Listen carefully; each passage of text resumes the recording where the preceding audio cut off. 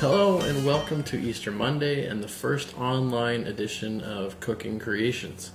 My name is Reigan. I'm an instructor leader with the City of Campbell River, where usually I spend my time working at Teen Center, but since our programs have been put on pause, I get to spend my time sharing some nice recipes with you guys online here. Today we have something super easy, super delicious. We're going to be making cheddar cheese crackers. A list of all of the ingredients will be posted with this video, so if you want to go over there and get your list done, that's fine. We're also going to post it on the video so you can pause anytime and copy those down for your shopping needs. The things you're going to need for this recipe are 1 large egg separated, 1/2 cup of cheddar cheese shredded, 1/2 cup of Parmesan cheese grated, 1 tablespoon of apple cider vinegar, 1 1/4 cups of all-purpose flour plus a little bit of extra for dusting, 3/4 of a teaspoon of salt plus a little bit more for sprinkling, 1/2 teaspoon of mustard, 1/2 teaspoon of paprika, 1/4 teaspoon of turmeric, and 6 tablespoons of unsalted butter cut into small pieces. Now the first thing that we're going to do as always is we're going to head over and wash our hands. Okay, so we have all of our ingredients laid out. The first step we're going to want to do is separate the egg white from our egg yolk.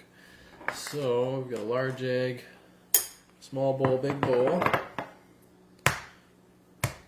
Crack the egg and just kind of work the yolk back and forth between the shells, slowly and very carefully separating out the white part from the yolk. We want to save this yolk for later, so once we get it all separated, really carefully not to break it. Come on. One little angry Klingon is all it takes. There we go. So we're all separated. 3 points. Got it. We're going to go and cover up our egg yolk. Stick it in the fridge. And that'll hang out there for a little while until we need it. So we've got our egg whites. Next thing we're going to do is add our apple cider vinegar straight in there. And 3 tablespoons of water right in there. And we're going to whisk it all together. Make sure you splash a bunch onto the counter. That's a really important step. Your parents will love that. Make sure it also gets on your sweater. Smell really awesome. You smell like a salad for the rest of the day. It's pretty sweet. Next step we're going to want to have is a little mini food processor. I happen to have this really tiny guy.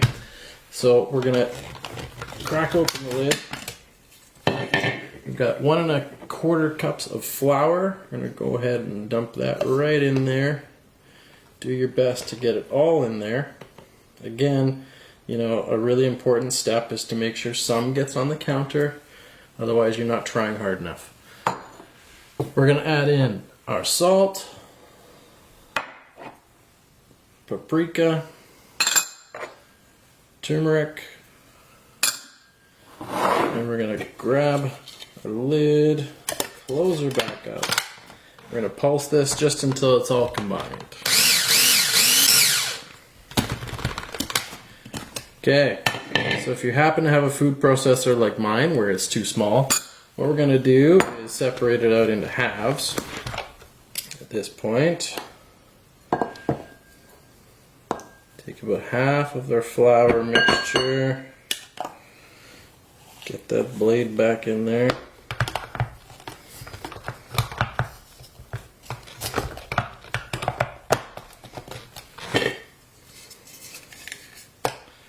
And we're going to add half of our butter that's been chopped up into small chunks. Roughly half. Doesn't have to be perfect.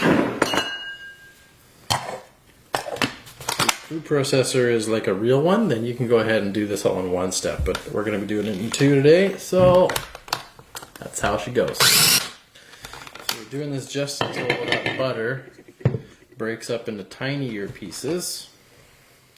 And then we're going to go ahead and dump this into a larger bowl.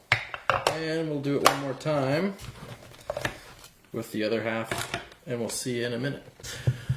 Now also, because my food processor is really tiny, I'm going to be adding just a little bit of my flour and butter mixture back into the food processor along with my shredded cheddar cheese and grated Parmesan cheese, mixing all of that together into one kind of mixture, and then that's all going to go back into this bowl where we will add all of our wet ingredients to and continue on making this dough.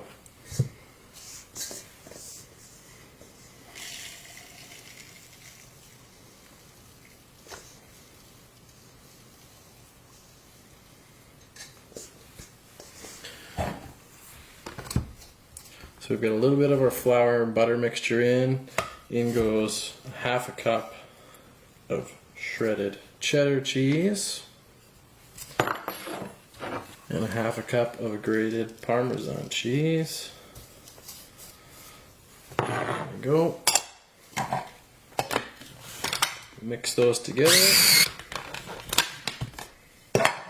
Okay, so we are all mixed up. I'm gonna dump her right into the big bowl.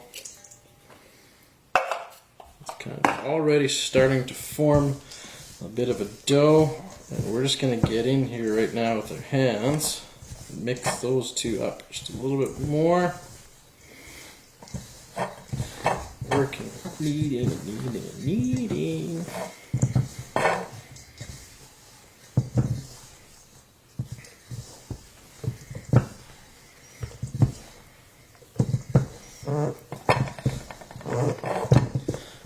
Okay, now here's where it's going to help to have a mixer with some dough hooks, because it's going to get sticky.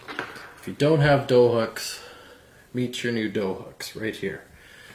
In goes the egg white mixture along with our mustard.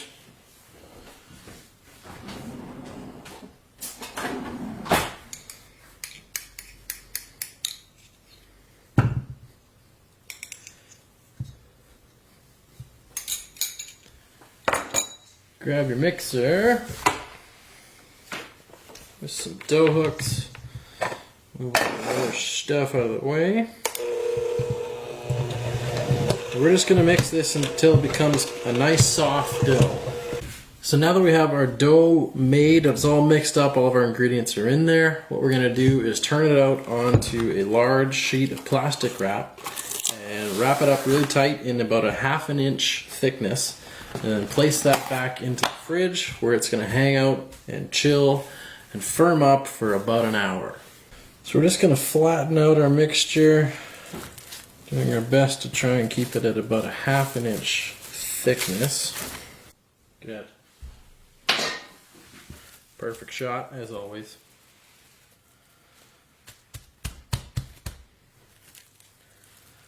Fold it up. Tuck in our edges.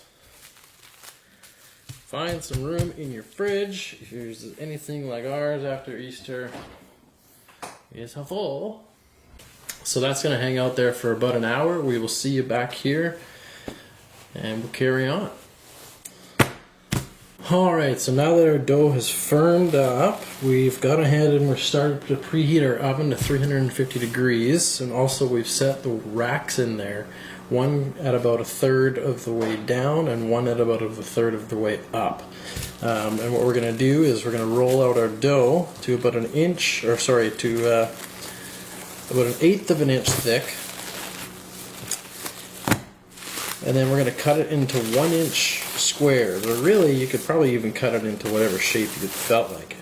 If you wanted to do hearts or squares or circles or diamonds or horseshoes or whatever it is that you wanted to do, you're more than welcome. We're going to stick with squares today. It's quite a sticky dough, so I'm thinking that I'm probably going to try and roll it out with a little bit of wax paper over top just to prevent the rolling pin from sticking onto there too badly. So let's go ahead and give her a try. We'll start from the middle and move out. Okay, so feels like I'm pretty well at an 1/8 of an inch thick across the whole sheet. So I'm going to peel off my little wax paper pieces. You can get rid of those in a minute.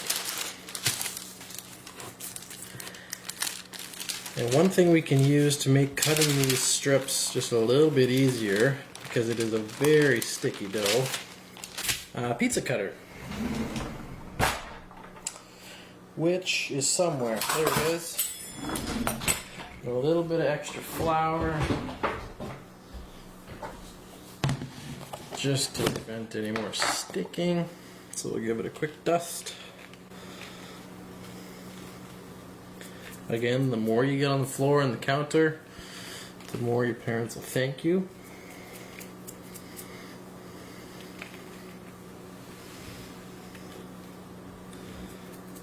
Awesome.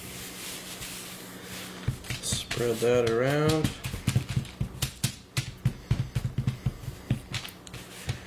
Perfect.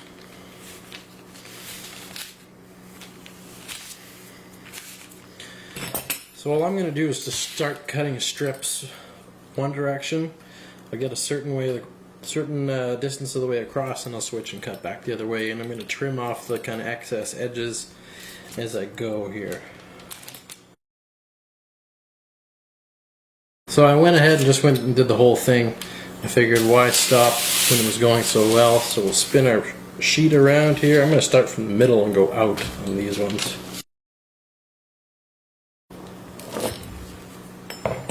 Okay, so I've got all my pieces cut. Now hopefully they come off of this okay. We haven't tested this part, so we're hoping. So I've got a baking tray just lined with parchment paper. What I'm hoping is that these are going to come off of here with some level of consistency. So the dough is not coming off the parchment paper very well right now, so what I think I'm going to do is I'm going to put this whole sheet right into the freezer for about 10 minutes and just see if it comes off with a little bit more ease. Hope so. Okay, so we're back from the freezer. I'm hoping that these are going to come off of this sheet relatively easily. I'll give her a try here. Resorted. They're in the freezer for about 20 minutes and they are coming off much easier. Right now, I'm just going to pull them off here quickly. Get them sitting on our parchment paper. I'm going to sit them flour side down so that I can dust some salt on the other side of them.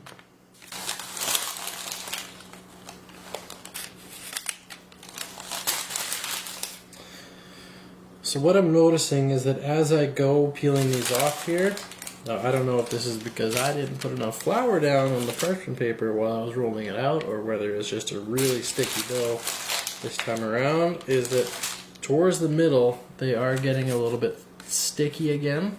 So at this point I basically got 2 trays filled.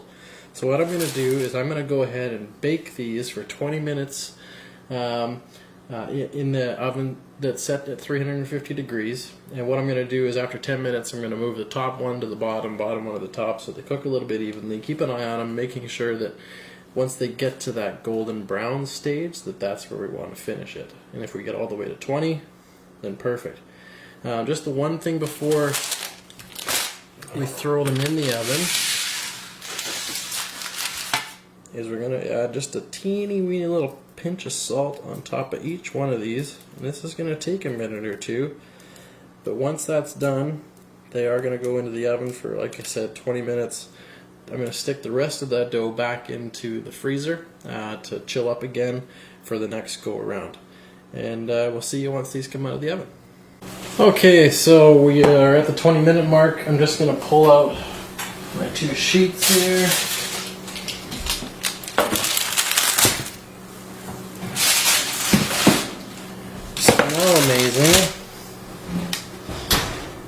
So I don't know if you can see this, but they're gonna be a little toasty.